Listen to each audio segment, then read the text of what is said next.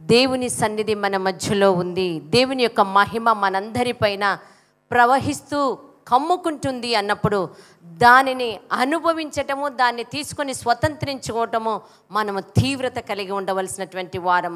ఎప్పుడైతే ఆ సన్నిధిని రుచి చూస్తామో, ఆ సన్నిధిని అనుభవిస్తామో, వెంటనే దిగ్గున లేసి హల్లెలూయా అని ఆర్భాటముతో ఆయనను స్తుతించటము, ఆయనను గణపరచటము అన్నది మనలో ఎలా ఉండాలంటే, ఉత్సుకత, రైళ్లు పరిగెత్తుతుంటాయి అంటారు చూడు, అసలు కూర్చోలేము, అసలు మౌనంగా ఉండలేము చూడ, అలా ఉండాలంటే దేవుని సన్నిధిలో. అది ప్రభువుకు మురిపాన్ని తెప్పిస్తుంది, అది ప్రభువుకు సంతోషాన్ని కలగచేస్తుంది, అది ప్రభువుకు ముసిముసి నవ్వుకునేటట్లు చేస్తుంది, అది ప్రభువుకు ఆనందము కలగచేస్తుంది. ఆ ఆనందము మనకు సంతోషం. ప్రభువుకు ఆనందం కలగజేస్తే నాకేంటి అనే క్వశ్చన్ కూడా సైతాను మన ప్రక్కనే ఉండి జొర్రీగలాగా జీ అని, నీకేంటి బెనిఫిట్, ఆయన మురిసిపోతే ఏంటి, మురిసిపోకపోతే ఏంటి అని అంటూ ఉంటుంది. దానికి చెవి ఇస్తే, ఆ యొక్క స్వరానికి మాత్రమే నీవు చెవి ఇస్తే చాలా నష్టం అవుతుంది. దాని కుయిక్తే మనల్ని నష్టం చేయటం, దాని యొక్క బ్యాడ్ ఇంటెన్షనే మనల్ని నిస్సత్తువగా చేయటం, దాని యొక్క కన్నింగ్ స్ట్రాటజీయే మనల్ని నాశనం చేయటము. దేవుని ఆనందంలో మనం ఉండకుండా, దేవుడు మన కొరకు భద్రపరిచిన వాటిని స్వతంత్రించుకోకుండా అనుభవించకుండా మనల్ని ఒక రకంగా లోపలికి నెట్టేయటానికే వాని ఇంటెన్షన్ అంతా. అది బ్యాడ్ ఇంటెన్షన్.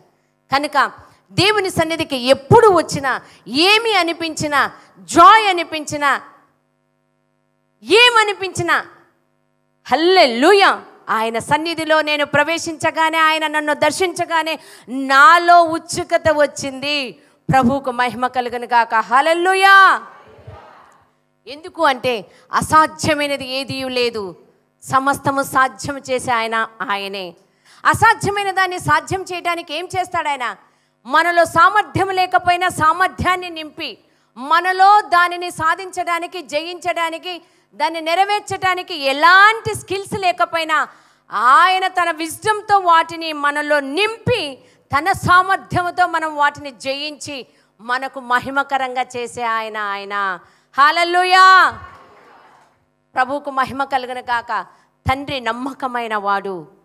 ఎప్పుడు ఇవన్నీ మనం చూస్తాం, నీవు నమ్మితే ఇవి చూస్తాం. కేవలం నమ్మమంటున్నాడు. నీవు నమ్మిన ఎడల దేవుని యొక్క మహిమను చూస్తాం. దేవుని మహిమ అంటే ఏదో కాదు, సమస్తము దేవుని సమస్తము. ఆయన మహిమలో ఆయన సమస్తము ఉన్నాయి. హల్లెలూయా. మనం చూస్తాం, మార్తా మరియా వాళ్ళ యొక్క సహోదరుడు చనిపోయినప్పుడు టోటల్గా 4 days అయిపోయినా సమాధిలో ఉంచిన సమయంలో అసలు ఇంకా ఏమీ లేదు, ఎలాంటి నిరీక్షణ, స్కోప్ ఎలాంటివి లేవు.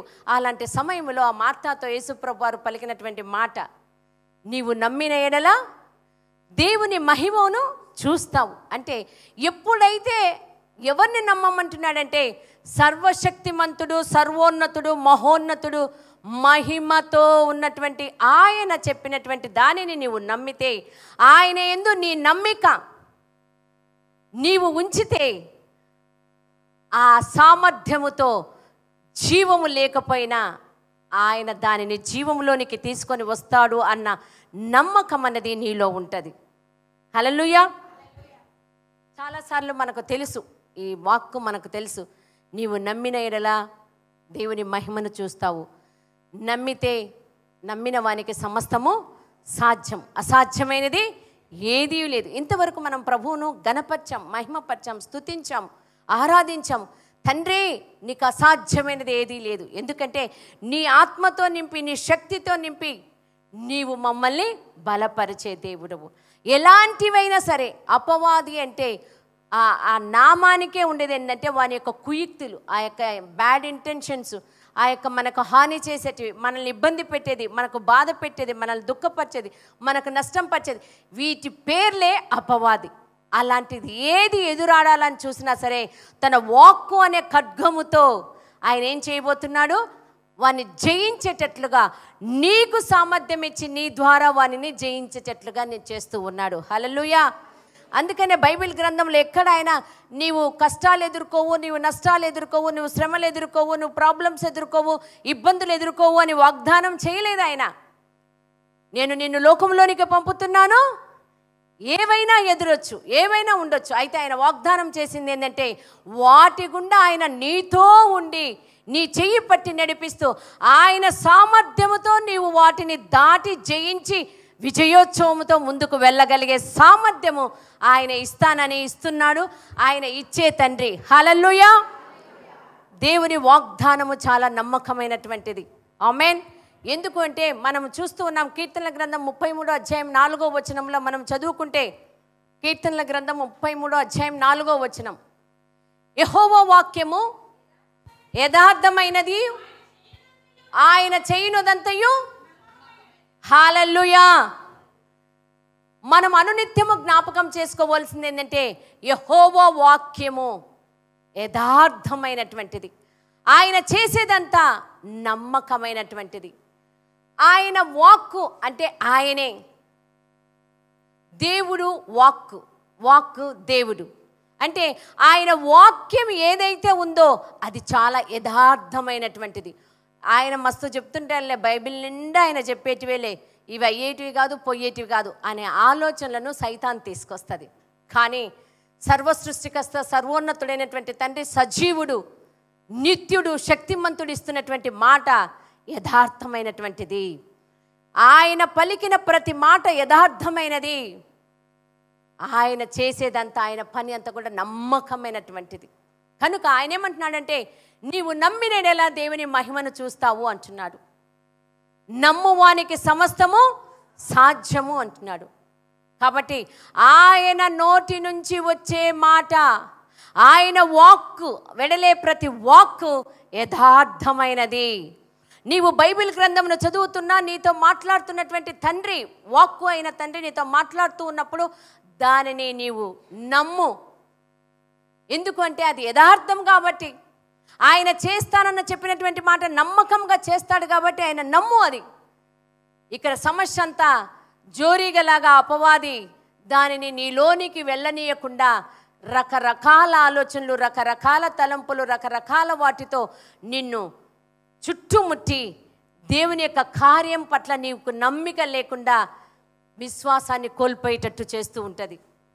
ఎందుకంటే మనం చూస్తాం బైబిల్ గ్రంథంలో, ఇజ్రాయేలీలను తండ్రి అయిన దేవుడు ఎర్ర సముద్రాన్ని దాటిస్తే తర్వాత అక్కడ కనానీయులు బలవంతులని, గొప్పవాళ్ళని, ఇంత సముద్రాన్నే దాటించిన తండ్రి వారి దగ్గర వారి ఆలోచన ఎలా అపనమ్మకము, అవిశ్వాసము స్టార్ట్ అయిందంటే, ఎర్ర సముద్రం అయితే దాటించాడు కానీ వీళ్ళతో దేవుడు వీళ్ళను జయించగలడా అన్నంత డౌట్గా మనుషులు స్టార్ట్ అవుతారు.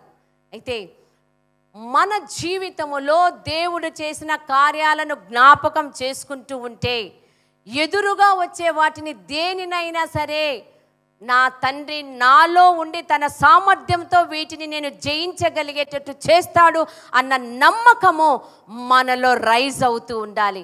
ఆ నమ్మకములో మనం వృద్ధి చెందుతూ ఉండాలి. దేవుని యొక్క సామర్థ్యము, దేవుని శక్తి, దేవుని ప్రేమ, దేవుని కార్యాల పట్ల నీ నమ్మకము దినదినము వృద్ధి చెందాలి. మరువకూడదు, బలహీనం కాకూడదు. అలా బలహీనమైతే దేవుడు వదిలేస్తాడా? వదిలేయడు. ఆయన ఎప్పటికెప్పటికి తన బిడ్డల యొక్క విశ్వాసము సన్నగిల్లుతున్నా, బలహీనమవుతున్నా ఆయన మరలా తన మహిమను చూపిస్తూ, మరలా తన యొక్క కార్యాలను చూపిస్తూ ఆ విశ్వాసాన్ని బలోపేతం చేసుకుంటూ తన బిడ్డలను తన వైపు తీసుకుంటూ తన వైపు ఆకర్షింపచేస్తూ ఉంటాడు. హల్లెలూయా. అనేక మార్లు తన శిష్యుల విషయాల్లో మనం చూస్తాం. ఆయన ఇన్ని కార్యాలు చేసినా, ఆయన అన్నిసార్లు పేతురుకైతే బోటు నిండా, వల నిండా చేపలు, వల పట్టజాలనంతగా చేపలు నింపిన ఆయన మాటతో మరలా ఆయనకేం డౌట్ వచ్చిందంటే, యేసయ్య పట్టుబడినప్పుడు యేసయ్యతోనే వారు నడిచారు, యేసయ్యతోనే జీవించారు, నివసించారు, భోంచేశారు, అన్నీ చేసిన ఒక చిన్న పిల్ల, ఆయన పట్టుబడినప్పుడు చిన్న పిల్ల, నీవు కూడా యేసయ్య పరిచర్యే కదా అంటే, ఆ అన్యురాలైన చిన్న పిల్ల దగ్గర యేసయ్య ఎవరో నాకు తెలియదు అన్నాడు. అసలు ఎంత షేమ్ కదా. అంత యేసయ్య కార్యాలను చూసిన ఆయన ఒక అన్యురాలైనటువంటి ఒక చిన్న పిల్ల దగ్గర యేసయ్య ఎవరో నాకు తెలియదు అన్నారు. ఈ మాటను మనకు ఎందుకు జ్ఞాపకం చేస్తున్నాడంటే, మనము దేవుని ద్వారా తండ్రి యొక్క కృప ద్వారా, ఆయన ప్రేమ ద్వారా, ఆయన శాశ్వతమైన ప్రేమతో మన జీవితాల్లో అనుక్షణము చేస్తున్న కార్యాలు ఎన్ని చేస్తున్నా సరే వాటిని మరుపు తెచ్చుకొని ఏ సమస్య వచ్చినా దాని ముందర అది వచ్చేసరికి ఆ దేవుని యందు నమ్మిక పోగొట్టుకొని, విశ్వాసం పోగొట్టుకొని, ఆ కార్యాలను గుర్చినటువంటి జ్ఞాపకము మరిచిపోయి ఒక్కసారిగా యేసయ్య ఎవరో నాకు తెలియదు అన్న పొజిషన్కి మనం వస్తూ ఉన్నాం. యేసయ్య ఎవరో,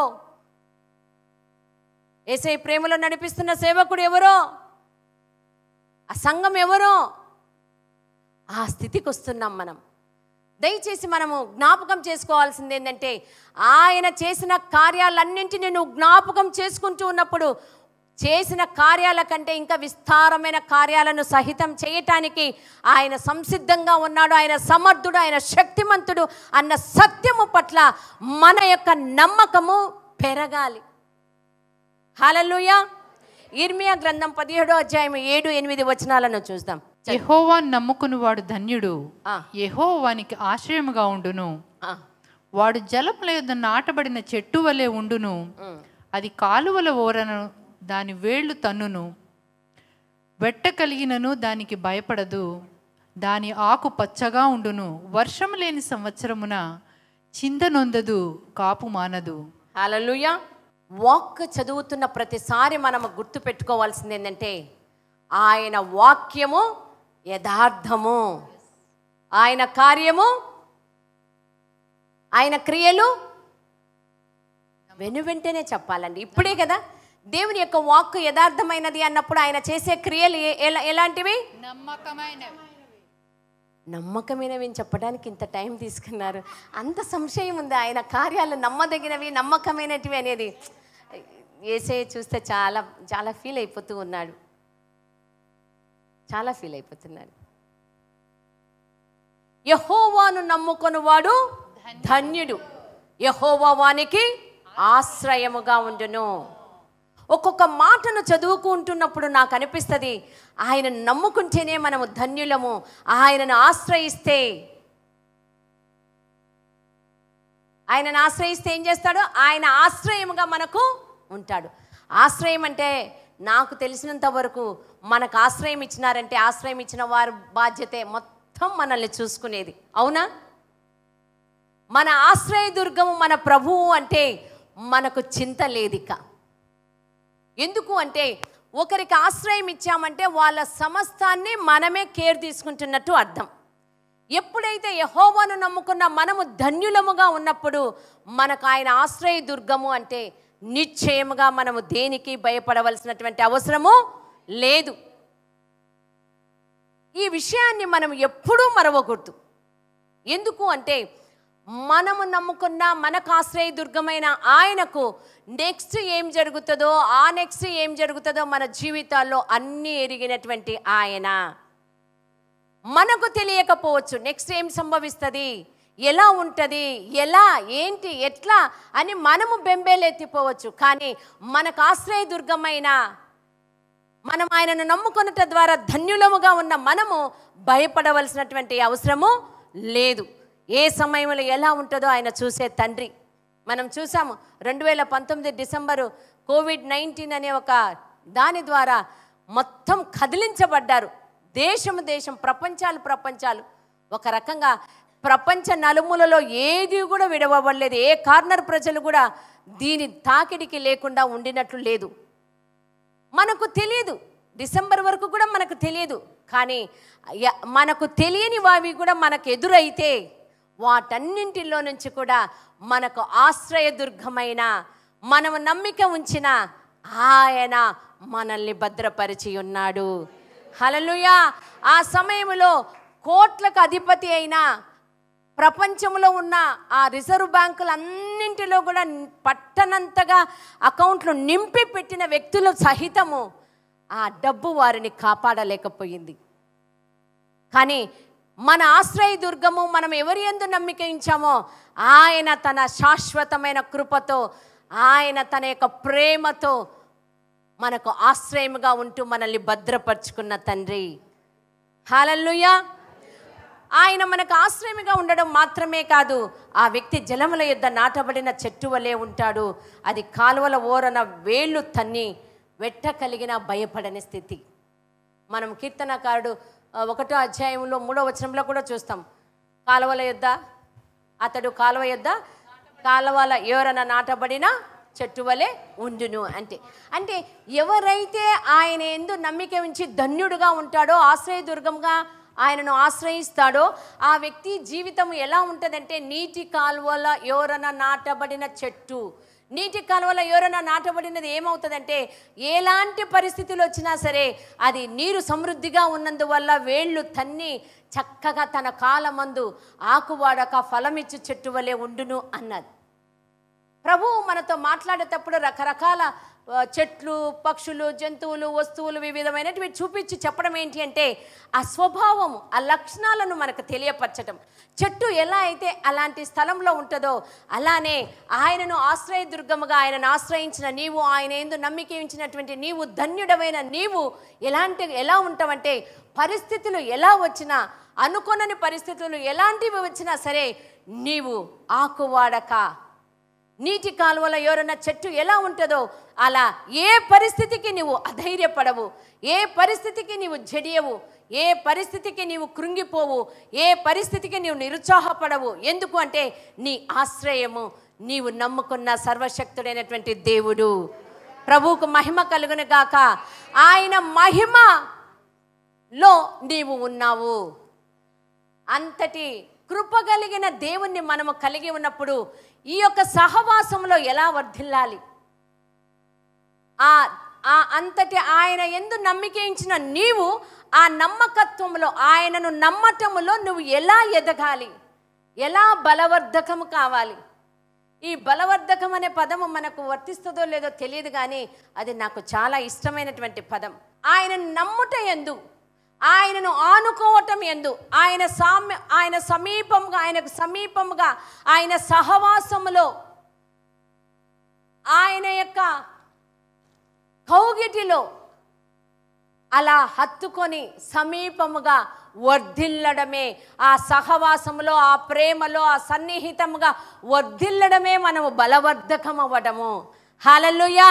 అలా మనము బలవర్ధకం అవుతున్న కొలది ఆయన సామర్థ్యం యందు నీ నమ్మిక దినదినము నీవు అధికమవుతున్న కొలది ఆ నమ్మికలో నీకు ఇంకా ఎంత అంటే ఏది వచ్చి పీకినా నువ్వు ప్రక్కకు వెళ్ళవు, అంతగా నీ తండ్రి యందు నీకు నమ్మకము.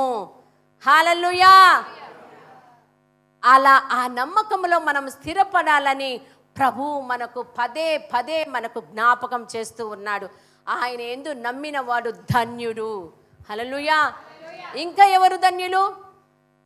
లూకా సువార్త 7వ అధ్యాయము 18 నుంచి 23 వచనాల్లో ఆ సందర్భాన్ని చూస్తే, ఆయన వివిధ కార్యాలన్నీ చూస్తే శిష్యులను పంపుతారు. అసలు నువ్వు రాబోయే మెస్సయ్య నువ్వేనా కావా అన్నప్పుడు యేసు ప్రభు వారికి సమాధానం ఇస్తాడు. లాస్ట్ వచనాలను చదువుదాం. యోహాను శిష్యులు ఈ సంగతులన్నీ అతనికి తెలియచేసిరి. అంతటా యోహాను తన శిష్యుల్లో 2 పిలిచి, రాబోవు వాడవు నీవేనా, మేము మరి ఒకని కొరకు కనిపెట్టవలెనా అని అడుగుటకు వారిని ప్రభు వద్దకు పంపెను. హల్లెలూయా. ఇంకొక మాట, ఆ మనుషులు ఆయన యొద్దకు వచ్చి, రాబోవు వాడవు నీవేనా, లేక మరి ఒకని కొరకు మేము కనిపెట్టవలనా అని అడుగుటకు బాప్తిస్మమిచ్చు యోహాను మమ్మను మీ యొద్దకు పంపెనని చెప్పిరి. ఆ గడియలోనే ఆయన రోగములను, బాధలను, అపవిత్రాత్మలను అనేకులను స్వస్థపరిచి చాలామంది గ్రుడ్డి వారికి చూపు దయచేసెను. అప్పుడు ఆయన, మీరు వెళ్ళి కన్నవాటిని విన్నవాటిని యోహానుకు తెలుపుడి, గ్రుడ్డివారు చూపు పొందుచున్నారు, కుంటివారు నడుచుచున్నారు, కుష్ఠరోగులు శుద్ధులగుచున్నారు, చెవిటివారు వినుచున్నారు, చనిపోయిన వారు లేపబడుచున్నారు, బీదలకు సువార్త ప్రకటింపబడుచున్నది, నా విషయమై అభ్యంతరపడని వాడు ధన్యుడని వారికి ఉత్తరం ఇచ్చెను. హల్లెలూయా. ఇంకా ఎవరు ధన్యులు? ఆయన కార్యాలను, ఆయన సామర్థ్యాన్ని, ఆయన కృపను చూస్తూ అనుభవిస్తూ ఉన్నటువంటి వారందరూ ధన్యులు. మనము మనము ఈ భూమి మీద పుట్టినది మొదలుకొని ఆయన కృపలో వర్ధిల్లుతూ ఆయన యొక్క కనికరము ద్వారా మనం ఎదిగి పెద్దగా అవుతూ అనేక విషయాల్లో ఆయనను మనల్ని దాటించి సంరక్షించి మన యొక్క ప్రతి విధమైన పాపము శాపము ప్రతి దాని నుంచి మనల్ని కడిగి శుభ్రం చేసి ఆయన తన సంతానముగా మనల్ని నిలబెట్టుకుంటే మరలా ఏదో ఒకటి వస్తే మరలా మనం దాంట్లో బురదలో పడాలనా? ఈ సందర్భం అర్థం అవ్వలా, పడకూడదు. అది మాత్రమే కాదు, మన తండ్రి మనకు రక్షణ ఇచ్చిన తర్వాత ఆయన సంతానముగా మనల్ని చేసుకున్న తర్వాత ఆయన ప్రతి పరిస్థితుల్లో మనల్ని ఇలా సంకన పెట్టుకొని ఎత్తుకొని మోస్తున్నటువంటి తండ్రి. అలాంటి తండ్రి దగ్గర ఎప్పుడైనా ఏదైనా కొంచెం దిగింటావనుకో, లేదంటే ఏదన్నా నువ్వు జయించాల్సినటువంటి నీకు ఎదురైతే దేవుడు లేడు అని దేవునితో అంటావా? దేవునికి దూరం అవుతావా? దేవుని సన్నిధికే వ్యతిరేకం అవుదామా?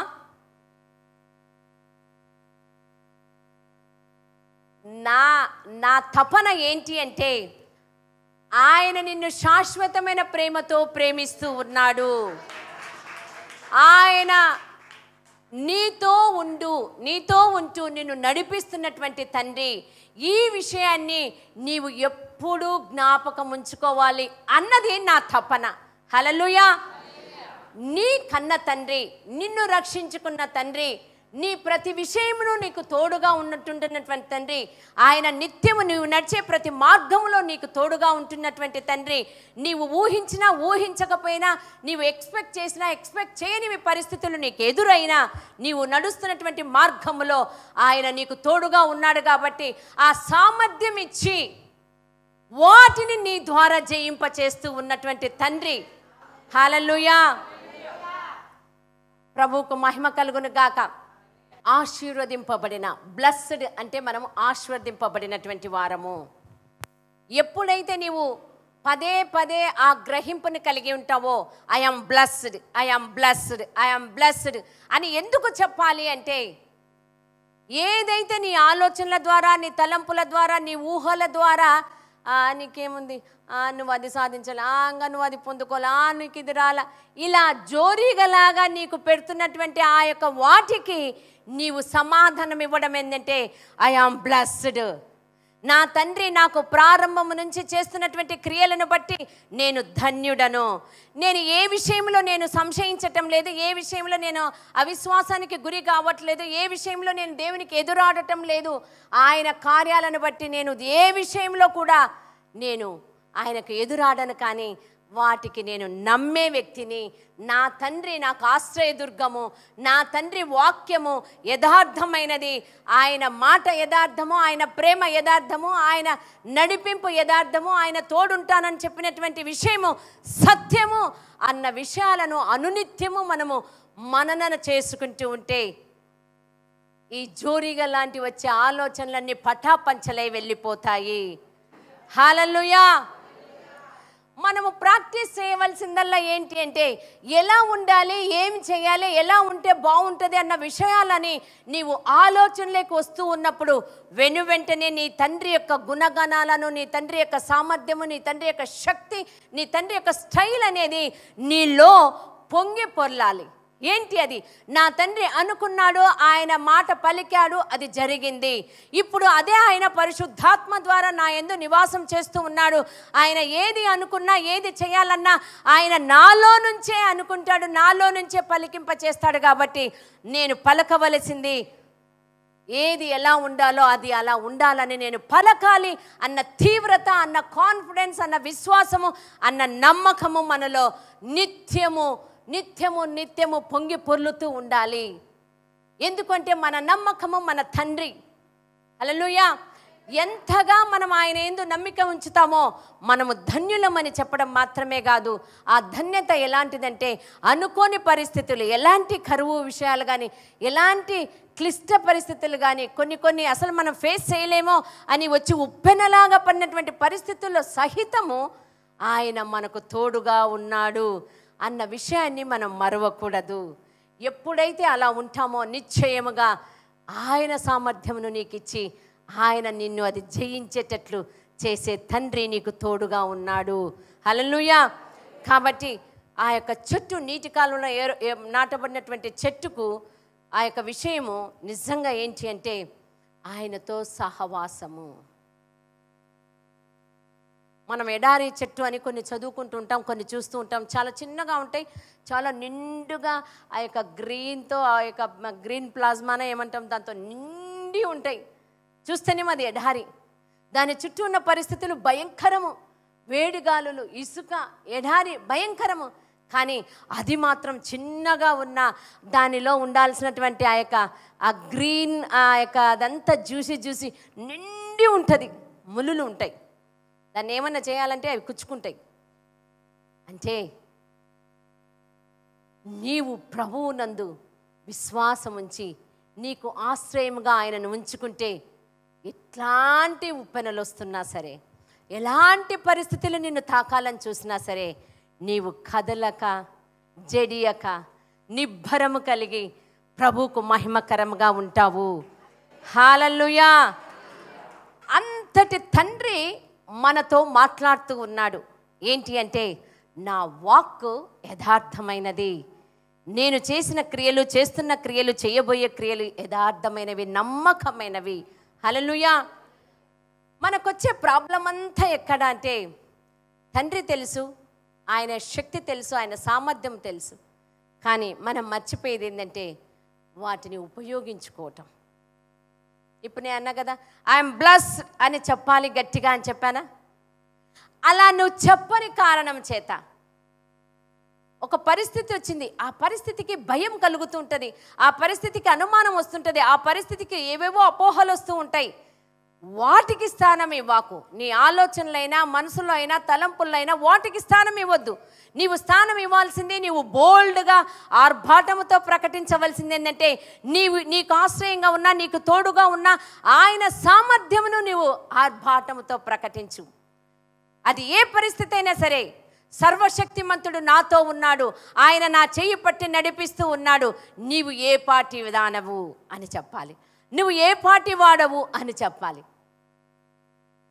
నీ శక్తి ఏందో నీకు తెలిసినప్పుడే, అది నీవు తెలియపరిచినప్పుడే ఎదుటివాడు తోక ముడుచుకొని వెళ్ళిపోతాడు. నీవు అంత సమర్థుడవు, అంత సర్వోన్నతుడవు అయినప్పటికీ, అంత బలవంతుడమైనప్పటికీ అది నీవు ప్రదర్శించకపోతే, నీవు ప్రకటించకపోతే, అవతల చిన్న ఏమనొచ్చు, చిన్న జీవరాశి దానికి కూడా మనం అది మనల్ని వణికిస్తుంది. అది మనము ఇది చెప్పటానికి ఈజీ అని మీరు అనుకుంటున్నారు, కాదు, మనం చేయటానికి కూడా సమర్థులము. ఎంత చిన్న చీమ మనమేంటో మనం తెలియకపోతే అది మనల్ని అక్కడ కుట్టి, ఇక్కడ కుట్టి, అక్కడ కుట్టి, ఒళ్ళంతా కుట్టి, మూతంతా కుట్టి, వాసి, అక్కడ వాసి, ఇంత వాపులు. నీవు నిజంగా నువ్వేంటో తెలిస్తే ఆ చీమ ఏ పాటిదని జస్ట్ నువ్వు నీ కాలు, పాదము, ఫింగర్తో ఇట్లా నలిపేసేది అది. అవునా? ఇంతే సత్యం. నీ తండ్రి నీతో ఉండి నిన్ను నడిపిస్తున్న నీ తండ్రి నీలో ఉన్నటువంటి సామర్థ్యం ఏంటి అంటే, నీకు వ్యతిరేకంగా ఎదురాడే ఏ పరిస్థితి అయినా సరే నీకు గ్రహింపులో నీవు రైజ్ అయితే జస్ట్ ఆ గ్రహింపుతో నువ్వేం చేస్తావంటే వాటిని అలా అంటావు. ఎస్, ఇది మనం అనుకుంటున్నాము చాలా వినటానికి, చెప్పటానికి చాలా సులువమ్మా, కానీ చేయటానికి ఎంత కష్టమో తెలుసా? ఏమి కష్టం కాదు. కష్టం ఎందుకో తెలుసా? మనం సోమరిగా ఉంటే. సోమరి అంటే మన తండ్రి యొక్క తత్వం అంతా మనకు తెలిసి, మన తండ్రి విషయాలనే టోటల్గా దూరం పెట్టి, ఆయన సహవాసాన్నే దూరం పెట్టి, లోకమునంతా మన మైండ్లోకి తీసుకున్నప్పుడు తండ్రి సహవాసం దూరం చేయడమే అపవాది నిన్ను బలహీనం చేయటానికి. నీ తండ్రితో నీ సహవాసాన్ని బలహీనం చేస్తే నువ్వు నిస్సత్తువ కలిగినటువంటి వ్యక్తి అవుతావు, నిస్సహాయురాలు అవుతావు. ఒక మనిషిని నిస్సహాయులుగా చేసేస్తే ఆ వ్యక్తిని ఏమైనా ఫుట్బాల్ ఆడొచ్చు. ఆ వ్యక్తి తానేంటో తన గ్రహింపులో లేకపోతే ఆ వ్యక్తిని నిజంగా ఫుట్బాల్ ఆడొచ్చు. ఎంతమంది ఆడారు మీరు? ఫుట్బాల్ కాదు, అలాంటి వ్యక్తులను ఎంతమందిని ఆడుకున్నారు? ఎవ్వరూ దానికి రెస్పాండ్ అవ్వట్లేదు. పోనీ అది మిమ్మల్ని ఎంతగా ఫుట్బాల్ ఆడింది. ఇప్పుడు మాత్రం మనకు అంత అలర్ట్ అయిపోతాం. అబ్బా అమ్మ, ఆ పరిస్థితుల్లో నేను ఎంత సఫర్ అయ్యాను, అబ్బా అమ్మ ఇది నన్ను ఎంత పీడించిందో, అబ్బా అమ్మ ఈ సమస్య అసలు నాకు తల పట్టి పీడిస్తుందమ్మా, అబ్బా అమ్మ ఇది నాకు తిక్కలేపుతుందమ్మా. ఇవి మాత్రం మనం వరుస పెట్టి లిస్ట్ అంతా చదువుతాం. కానీ ఆ సమయాల్లో అసలు నువ్వేమో గుర్తుందా అంటే ఏమో అది. ఇది నేను తమాషకు చెప్పటం లేదు, ప్రాక్టికల్గా మనము చేస్తున్నటువంటి విషయం. కనుక కంప్లైంట్ చేయొద్దు అని నేను అనటం లేదు, కానీ ఏ పరిస్థితి వచ్చినా నువ్వు జడియొద్దు అంటున్నాను, అధైర్యపడొద్దు అంటున్నాను, కృంగిపోవద్దు అంటున్నాను, భవిష్యత్తును గురించి నువ్వు దిగులు చెందొద్దు అంటున్నాను, నిరీక్షణ కలిగి ఉండమంటున్నాను. నీవు నమ్మిన తండ్రి సర్వోన్నతుడు అంటున్నాను, ఆయన నిన్ను చూస్తున్నటువంటి తండ్రి అంటున్నాను. ఏ తండ్రి అయితే నీకు వాగ్దానం ఇచ్చాడో ఆయన నీ ప్రతి పరిస్థితిని చూసే తండ్రి అని చెప్తూ ఉన్నాను. ఆయన నిన్ను చూస్తుండడమే కాదు, నీ ప్రతి అవసరతను, నీ ప్రతి దానిని శ్రద్ధ తీసుకునే తండ్రి అని చెప్తూ ఉన్నాను. హల్లెలూయా. ఆయన వాగ్దానం ఇచ్చాడు అంటే వాటన్నింటి పట్ల శ్రద్ధ కలిగి నీకు సమకూర్చి చేసి పెట్టే తండ్రి. హల్లెలూయా. రోమీలకు రాసినటువంటి పత్రిక 8:28లో మనం చదువుతూ ఉన్నాము, చూస్తూ ఉన్నాం. దేవుని ప్రేమించు వారికి అనగా ఆయన సంకల్పము చొప్పున పిలువబడిన వారికి మేలు కలుగుటకై సమస్తమును సమకూడి జరుగుచున్నవని ఎరుగుదుము. హల్లెలూయా. దేవుణ్ణి ప్రేమిస్తున్నటువంటి వాళ్లకు మన తండ్రి, మన ప్రభువు, మన రక్షకుడు, మన ప్రియుడు, మన ఆశ్రయదుర్గమైనటువంటి ఆయన ఏం చేస్తున్నాడంటే సమస్తాన్ని సమకూరుస్తూ మన మేలు కొరకు చేస్తూ ఉన్నాడంట. ఏవైతే మన జీవితంలో ఇంతవరకు జరగాల్సినవి జరగకుండా ఆటంకమై నష్టమయ్యి ఏ చేదు అనుభవాల గుండా వచ్చామో వాటన్నింటిని కూడా, అవి మంచిది కాదు కానీ అలాంటివి ఎన్ని ఎదురైనా సరే నిన్ను ప్రేమిస్తున్న నీ తండ్రి వాటన్నింటిని సమకూర్చి నీ మేలు కొరకు ఉపయోగిస్తానంటూ ఉన్నాడు. హల్లెలూయా. మన తండ్రి ఎంత శ్రద్ధ, ఎంత ప్రేమ, ఎంత సమర్థుడు, ఆయన ఎంత మన పట్ల అనునిత్యము మనల్ని చూస్తున్నటువంటి తండ్రి. ఆయన దృష్టి అనునిత్యము నిన్ను గమనిస్తూ ఉన్నటువంటిది. ఆయన వాగ్దానం చేశాడు అంటే దానిని నెరవేర్చుటకు, ఆ పనిని చేయుటకు ఆయన నమ్మకముగా పని చేస్తూ ఉన్నటువంటి తండ్రి. హల్లెలూయా. ఆయన మాట సత్యము, ఆయన మాట, ఆయన వాక్కు ఏమైతే ఉందో ఆ వాక్కులో ఆయన ఏం చెప్పాడో అది నిశ్చయముగా జరిగించడానికి ఆయన శక్తిమంతుడు. మాట తప్పేవాడు కాదు, ఆయన మాట తప్పుటకు నరుడు కాదు. ఆయన తండ్రి, నీకు ఆశ్రయదుర్గముగా ఉన్నటువంటి ఆయన నీకు తండ్రి. ఆ తండ్రి ఏమంటూ ఉన్నాడంటే, నా కుమారుడా, నా కుమార్తె, నేను నీతో పాటి ఉన్నాను, నీవు నడుచు మార్గం అంతటిలో నేను నీకు తోడుగా ఉన్నాను, నీ చెయ్యి పట్టి నేను నడిపిస్తున్నాను. ఏవి ఎదురైనా సరే, ఎదురు కావు అనటం లేదు ఆయన, ఏమి ఎదురైనా, ఏమి సంభవించినా, దేని గుండా నువ్వు వెళ్ళాల్సింది వచ్చినా సరే ఆయన దాన్ని జయించటానికి తన సామర్థ్యం, మన సామర్థ్యం కాదు, మన స్వబుద్ధి కాదు, ఆయన తన సామర్థ్యాన్ని ఇచ్చి దానిని నువ్వు జయించి ముందుకు వెళ్ళేటట్లుగా ఆయన నీతో నీ వెంట వస్తున్నటువంటి తండ్రి. హల్లెలూయా.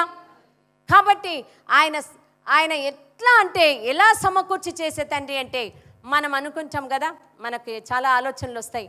మనం తప్పిపోయిన కుమారుని విషయంలో మనం గమనిస్తే, కుమారుడేమో తన స్వబుద్ధిని ఆధారం చేసుకొని తండ్రిని ఆశ్రయించక, తండ్రి యొక్క ప్రేమ, తండ్రి యొక్క సామర్థ్యము, తండ్రి యొక్క సంరక్షణ, వీటన్నింటిని అలక్ష్యం చేసి అవన్నీ అలక్ష్యం చేసినప్పుడు నాకు డౌట్ వస్తుంది, అన్ని అలక్ష్యం చేశాడు కదా, మరి ఆయన ఆస్తిని నా వాటాని ఎందుకు అడిగాడు?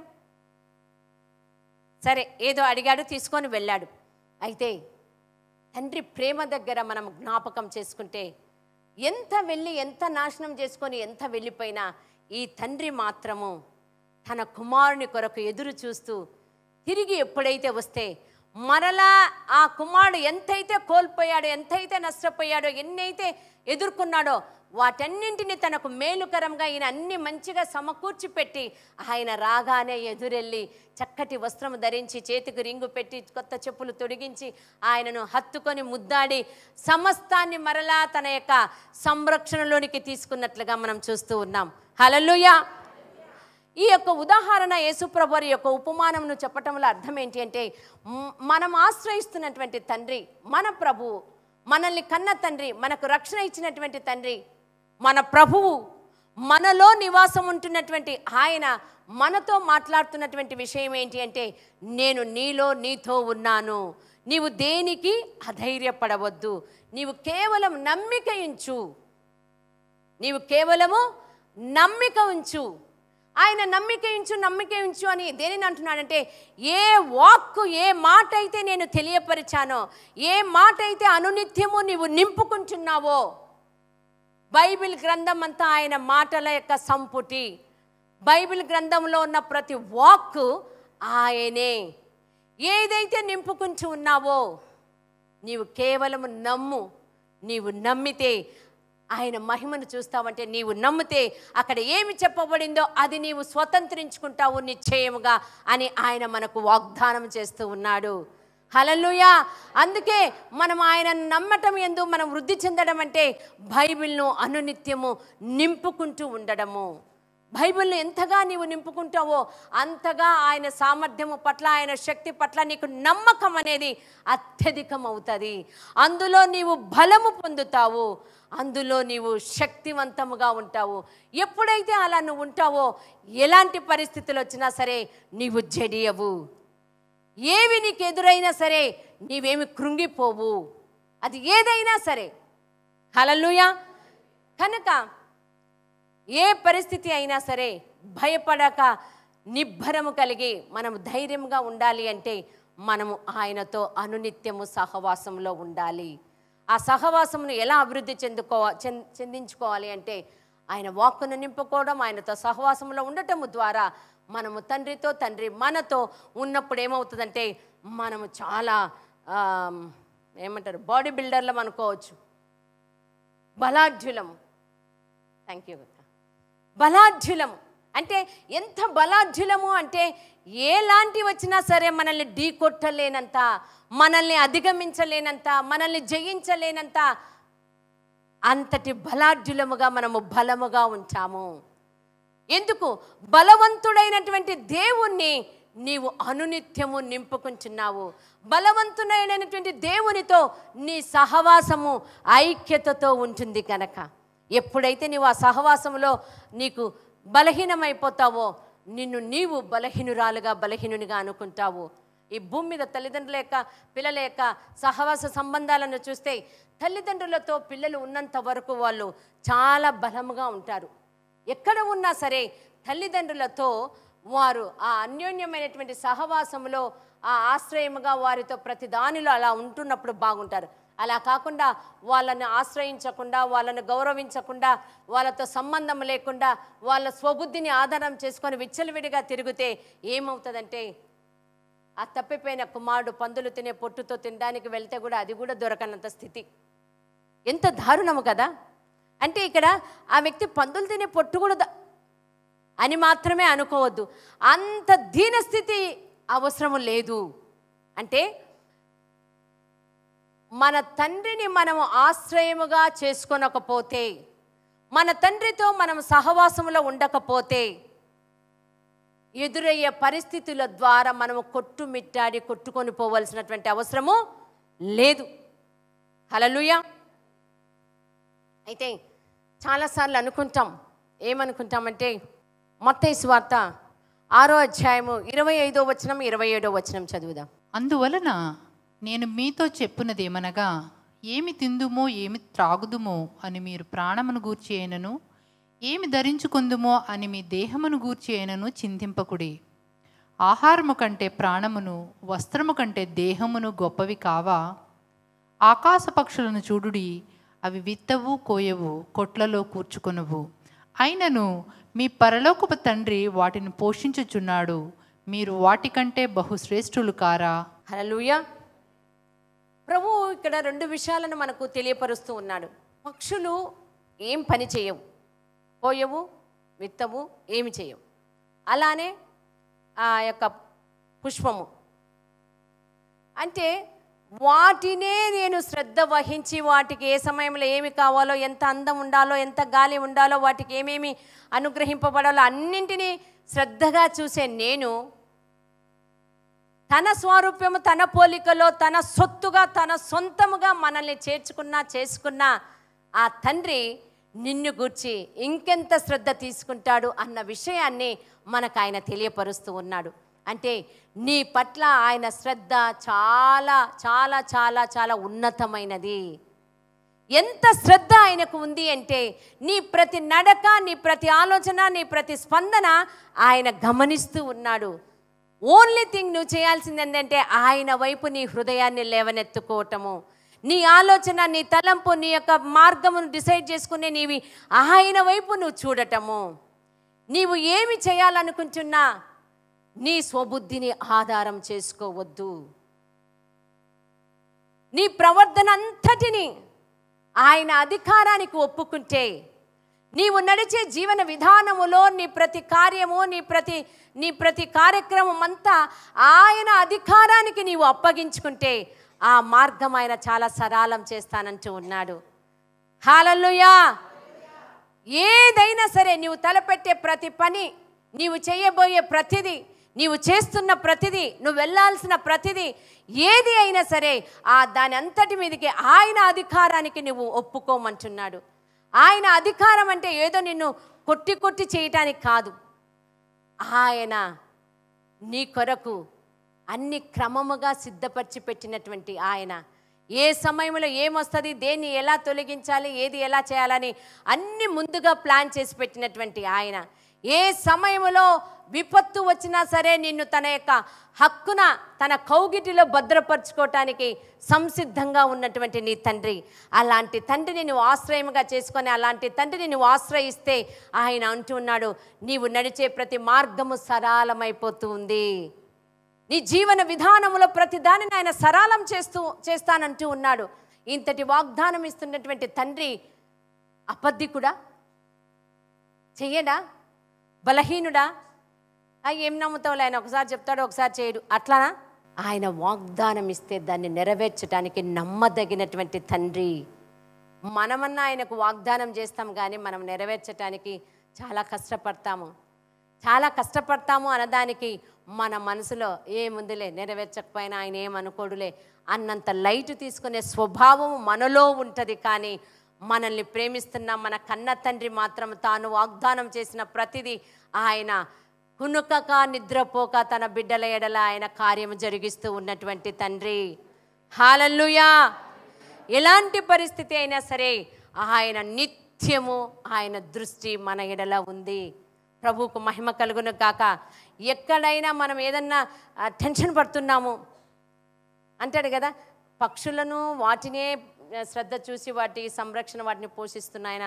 నీవు బట్టల గురించి, ఆహారం గురించి, నీటి గురించి చింతపడాల్సిన అవసరం ఏముంది? ఎందుకంత యాంగ్జియస్గా అంత చింతిస్తావు, అంత పడాల్సిన అవసరం ఏముంది అన్నది మనకు ఇస్తున్నటువంటి మాట.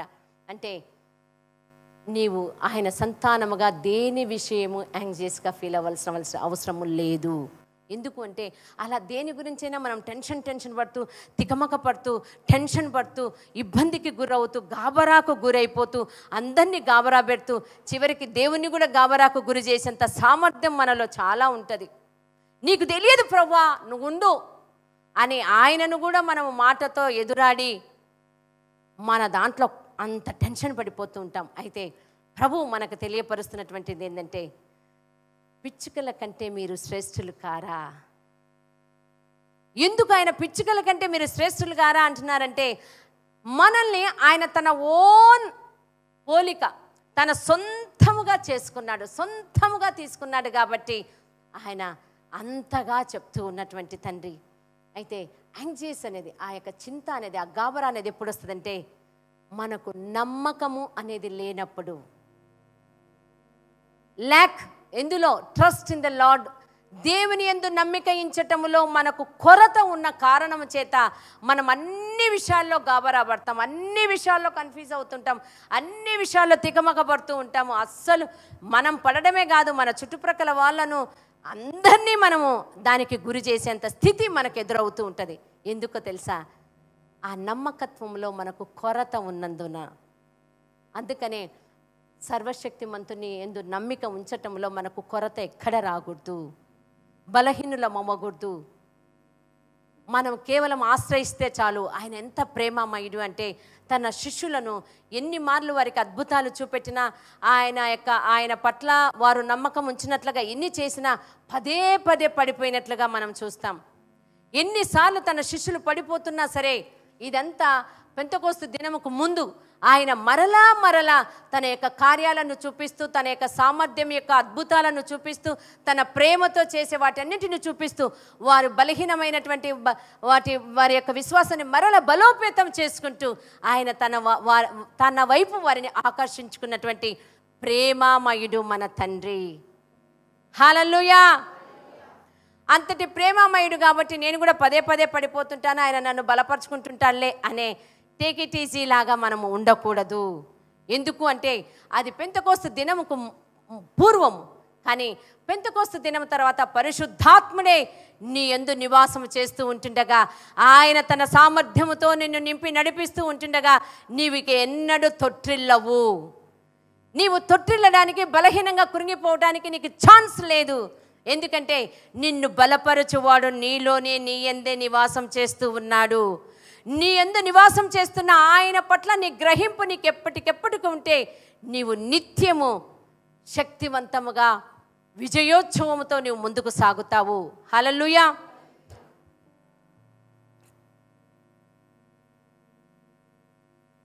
కాబట్టి ఎవరము మనం చింతించొద్దు అన్నది మనకు ప్రభువు చెప్తున్నటువంటి మాట. అదే మత్తయి సువార్తలోనే నెక్స్ట్ వచనంలో ఏముందంటే, మీలో ఎవరైనా చింతించటం వల్ల మీ ఎత్తు మూరెడు ఎక్కువ చేసుకొనగలరా అని ఉంది. ఎంతటి మాట చూడు! నువ్వు ఇంత చింతిస్తావు, ఇంత ఆలోచిస్తావు, ఇంత గాబరా పడతావు, ఇంత టెన్షన్ పడతావు. ఇవన్నీ అవ్వటం వల్ల కొంచెమన్నా నువ్వేమైనా పెంచుకోగలుగుతావా, కొద్దిగైనా ఏదైనా జయించుకోగలుగుతావా అన్నది మనకు అర్థం. అంటే మన స్వతహాగా ప్రభువును ఆశ్రయించకుండా, ప్రభు ఆలోచన తీసుకోకుండా, ప్రభు యొక్క సహాయంతో ముందుకు సాగకుండా, ఆయనే నా సమస్తం అన్న గ్రహింపుతో కాకుండా, ఏదో నా యొక్క అండర్స్టాండింగ్తోనే నేను ముందుకు సాగుతాను అన్న దానితో వెళ్తే ఇంత కూడా మనము కదలలేము, ఇంత కూడా మనము జయించలేము, ఇంత కూడా మనము అంటే ఆయనకు ఎదురాడి మనం ఏమీ చేయలేము అన్న సత్యము మనలో దృఢంగా ఉండాలి. కనుక మనం ఏం చేయవలసినటువంటి వారం అంటే మన పూర్ణ హృదయముతో, పూర్ణ ఆత్మతో మనం ఆయనను ప్రేమించాలి. పూర్ణ హృదయముతో మనం ఆయన యందు నమ్మిక ఉంచాలి. పూర్ణ హృదయము, పూర్ణ మనసు, పూర్ణ ఆత్మ, పూర్ణ బలం అంటే టోటల్గా నోటి మాటతో నేను నీ యందు నమ్మిక ఉంచుతున్నా ప్రభు అని అబ్బా టెన్షన్ అది ఎట్లా చేయాలి, అబ్బా ఇట్లా ఇలా కాదు. నీ వాటన్నింటితో, నీ ఆలోచన, నీ తలంపు, నీ సమస్తమైన వాటితో ఎప్పుడైతే నీవు నమ్మిక ఉంచుతావో నిశ్చయముగా నీవు విజయోత్సవమైన జీవితాన్ని, నీ జీవన విధానంలో ముందుకు సాగుతావు. హల్లెలూయా! చివరిగా నేను మిమ్మల్ని ఒక మాట అడగాలనుకుంటున్నాను. నిన్ను ప్రేమిస్తున్నా, నిన్ను దృష్టించి నిన్ను నడిపిస్తున్నా నీ తండ్రి పట్ల నీవు ఎవరికైనా ఒక మాట చెప్పాలంటే ఏమంటావు? నాలో ఉన్నవాడు ఈ లోకంలో ఉన్నవాని కంటే గొప్పవాడు కనుక రా కూర్చో. ఏంటి అది? అంతగా నీవు ఆ ఎదుటి వ్యక్తి, నీ ప్రక్క వ్యక్తి, నువ్వు చూస్తున్న వ్యక్తి నీవు లీడ్ చేయగలిగిన స్థితిలో ఉండాలి. ఎందుకో తెలుసా?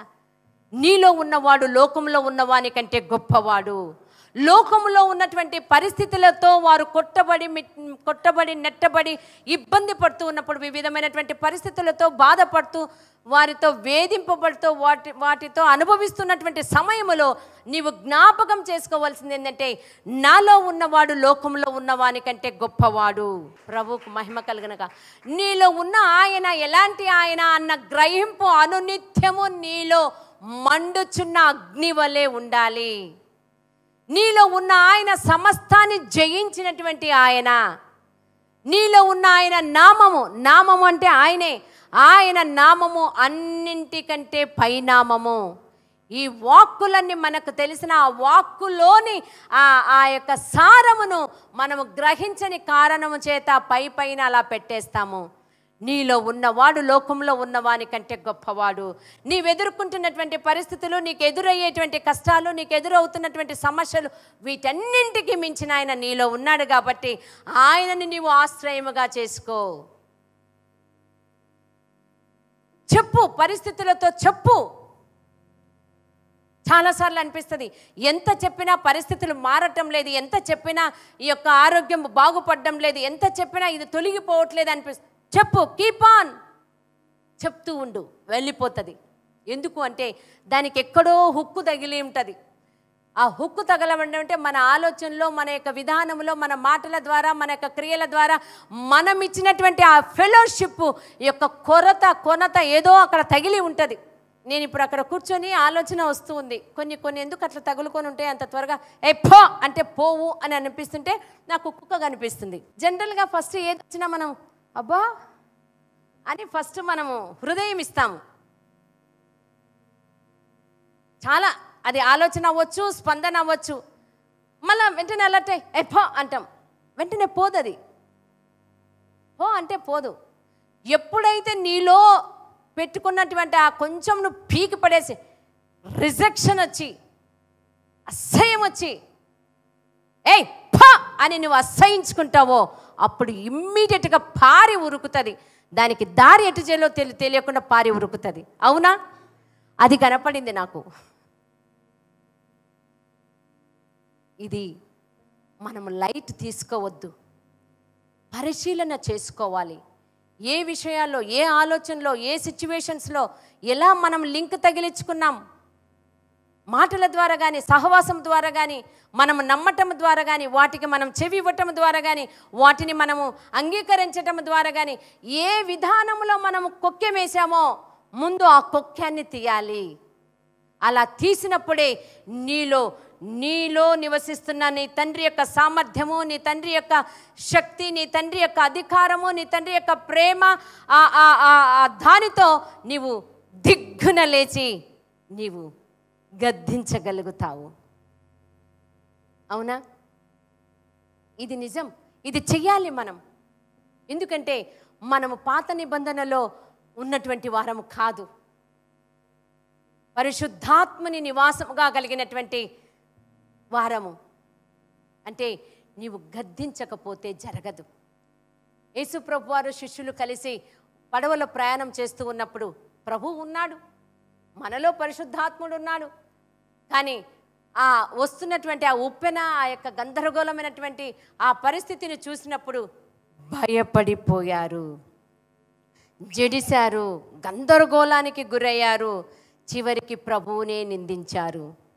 అంటే మనము భయపడడం వల్ల, మనం జడియడం వల్ల, గందరగోళానికి గురి అవ్వటం వల్ల మనం మన తండ్రినే ఒక రకంగా నిష్ఠూరంగా మాట్లాడే స్థితికి వస్తాం మనం. ఇది మనం గమనించాలి. ఆయన ఎప్పుడు మనతో నిష్ఠూరంగా అనిపించుకునే స్థితిలో లేడు.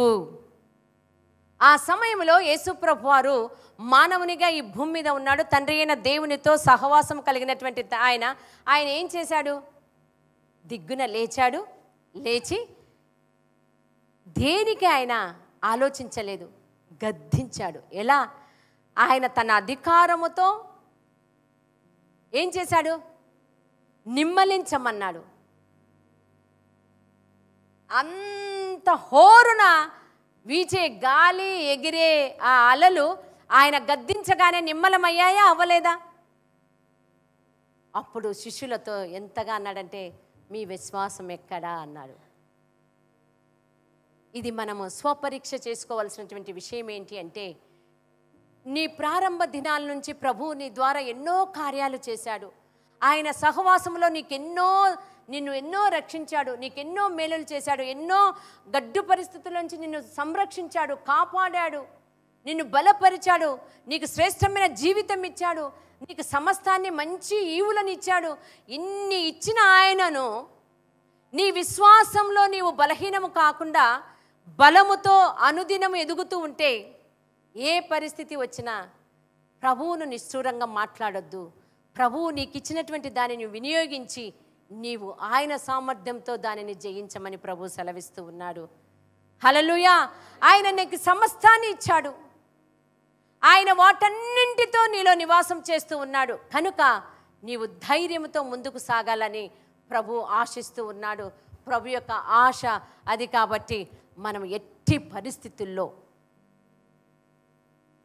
ఒక రకంగా నేను మీకు బ్రతిమాలాడి చెప్పుకుంటున్నటువంటి విషయం ఏంటి అంటే, దేవునితో సంఘముతో సహవాసమును ఎక్కడ నిష్ఠూరంగా మాట్లాడడం కానీ నెగటివ్ పెట్టుకోవడం కానీ పెట్టుకోవద్దు. అది మనకు ఆశీర్వాదము కాదు, ఆశీర్వాదము కాదు.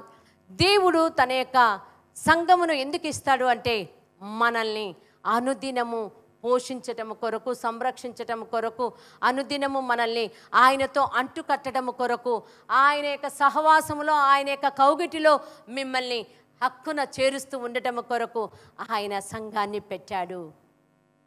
అంటే సంఘము ఏంటి అంటే, మనము అనునిత్యము క్రమముగా వర్ధిల్లేడానికి ఆయన సన్నిధితో ఉన్నటువంటి సంఘము. కాబట్టి మనం చేయకూడని పనులు ఏంటి అంటే, సంఘ సహవాసములో మనము క్రమము తప్పకుండా ఉండాలి. ఏ విషయానికి అధైర్యపడవద్దు. చాలాసార్లు సైతాను మనల్ని చేసేది ఏంటంటే, సంఘమునకు వ్యతిరేకత పుట్టించటము, అలక్ష్యము పుట్టించటము, అశ్రద్ధ పుట్టించటము. అక్కడే పప్పులో కాలేసినట్టు అని నేను అనను, అక్కడే సైతాను ఎరలో ఇరుక్కున్న వాళ్ళమైతాము.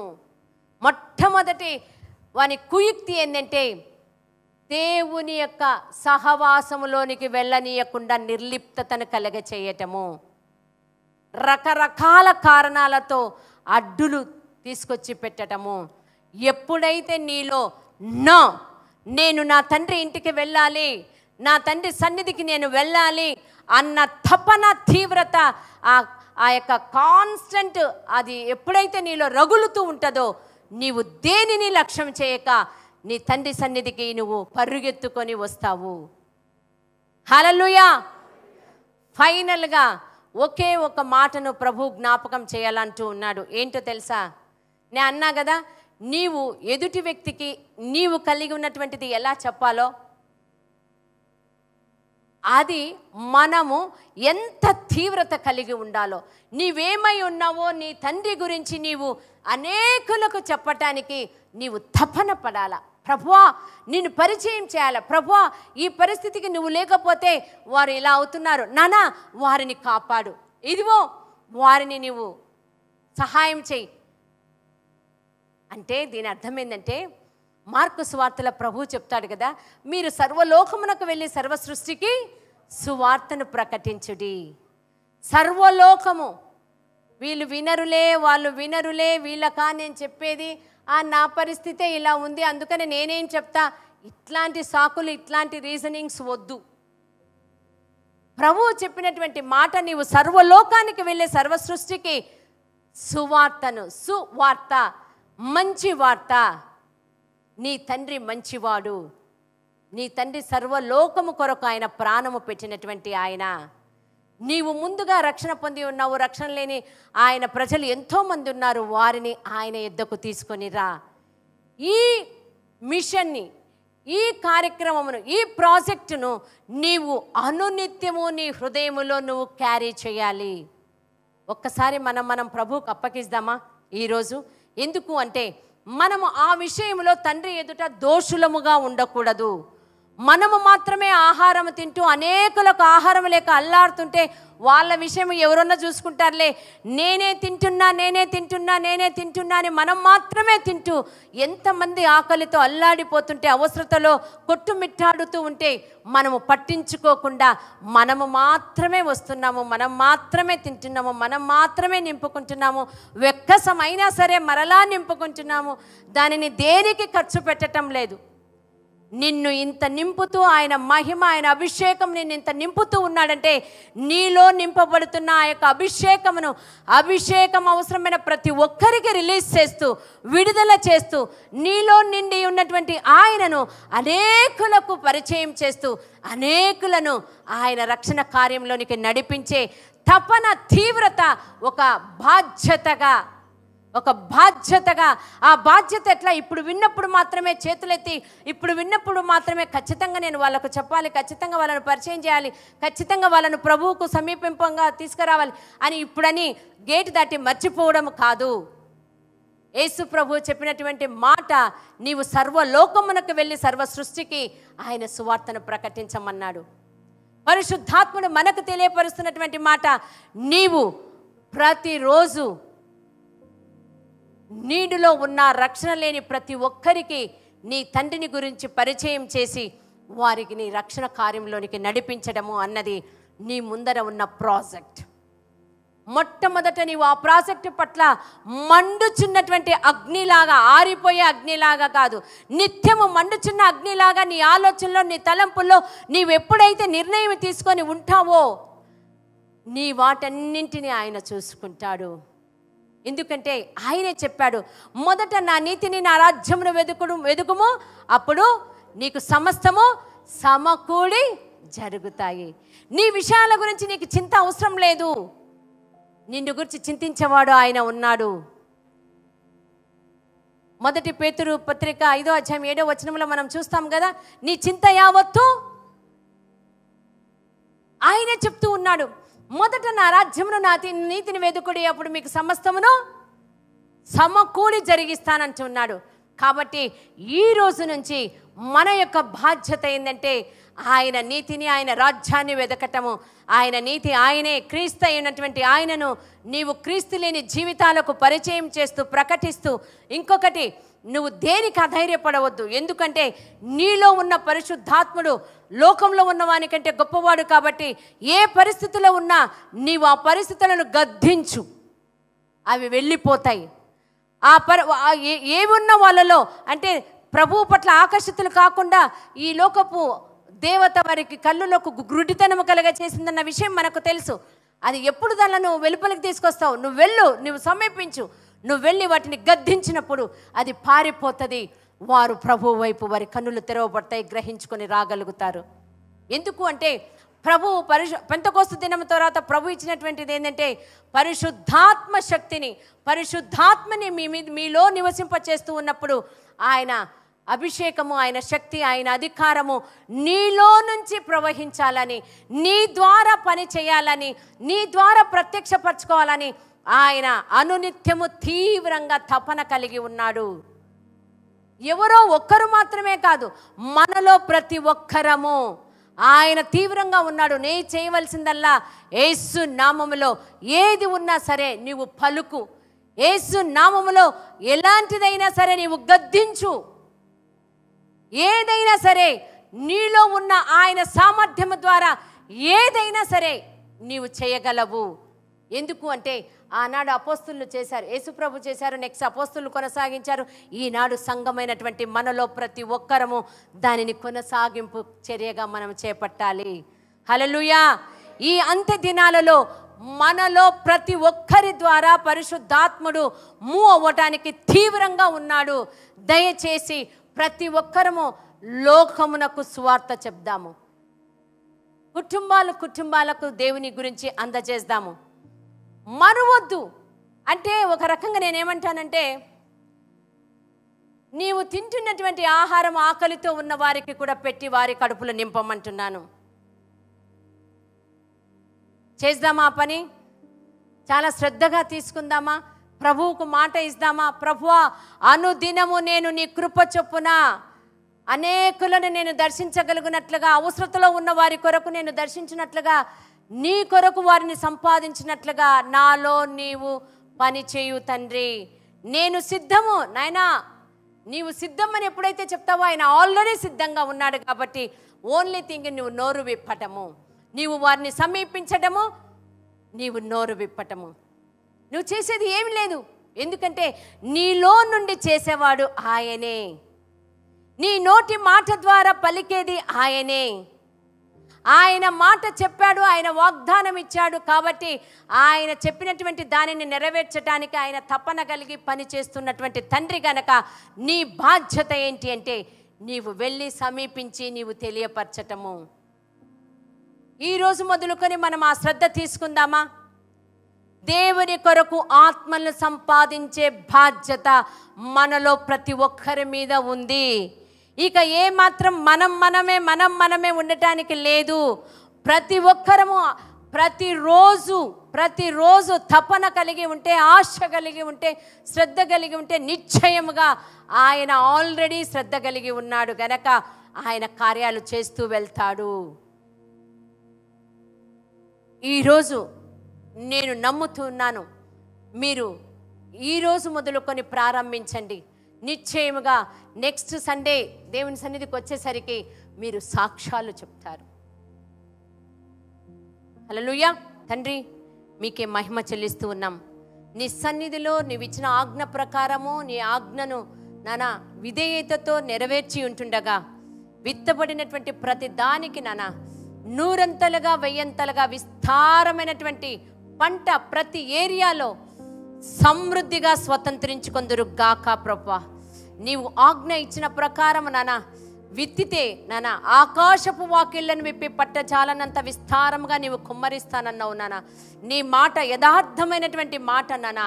ఆ మాటను నెరవేర్చుటకు నీవు నమ్మకమైన తండ్రివి గనక ఈ సమయంలో విత్తినటువంటి ప్రతి బిడ్డలు, ఆన్లైన్లో విత్తినటువంటి ప్రతి బిడ్డలు ప్రభువా నానా వారు నమ్మకముగా నీ మాట యందు నమ్మికయించి ఉంటుండగా విస్తారమైనటువంటి ఆశీర్వాదాలను, విస్తారమైన పరిష్కారాలను, విస్తారమైనటువంటి మేలులను ప్రభువా, విస్తారమైనటువంటి సమృద్ధిని నాన్న, విస్తారమైన హెచ్చింపు ఘనతను ప్రతి ఏరియాలో ప్రతి పరిస్థితుల్లో కుమార్తెలు స్వతంత్రించుకొందురు గాక ప్రభువా. దీవిస్తూ ఆశీర్వదిస్తూ ఉన్నాను తండ్రి. జీసస్ నేమ్ ప్రే. ఆమేన్. ఆమేన్.